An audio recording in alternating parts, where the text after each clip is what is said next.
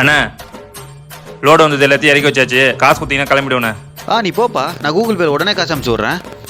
சரிண்ணா. அண்ணே வேலை முடிஞ்சிச்சு. இந்த ஒரு வாரம் வேலை செஞ்சதுக்கான கூலி கொடுத்தீங்கன்னா கிளம்பிடுவேன். நீ போப்பா, நான் காசு கூகுள் பேல அனுப்பிச்சு விட்றேன். சரிண்ணே, அனுப்பிச்சு விட்ருங்க. போயிட்டான். அண்ணே காசு கூகுள் பேல அனுப்பிச்சு விட்றேன்னு சொன்னீங்க, ஒரு வாரம் ஆச்சுன்னு வரல. ஆமாப்பா, மறந்தே போயிட்டேன். நீ போ, நான் நாளைக்கு அனுப்பிச்சு விட்றேன். சரிண்ணா. எல்லா வேலையும் முடிஞ்சிச்சு. நீ கூலி குத்திங்கன்னா நான் கிளம்பிடுவேன். நீ கிளம்புப்பா, நான் அப்புறமா கூகுள் பேல அனுப்பிச்சு விட்றேன். சரிண்ணா. அப்ப நீ யாருக்கும் காசு தர மாட்டேன். எல்லாரும் இப்படியே வேலை வாங்கிட்டு காசு தராதான பத்து. இருடா, இப்ப எல்லார்கிட்டையும் சொல்லி கூட்டின்னு வரேன். ஒரு நிமிஷம் இல்லடா.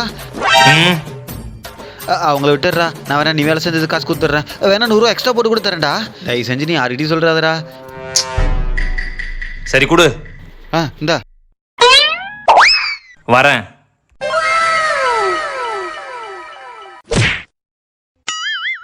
அவனுக்கு மட்டும் காசு கொடுத்தா எங்களுக்கு எங்க?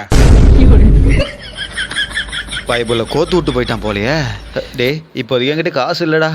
அப்போ அது வரையும் கடையை நாங்க வச்சுக்கிறோம். மாப்பிள்ள, அவனை தூக்கிட்டு போய் குப்பை தொட்டில போடுறா.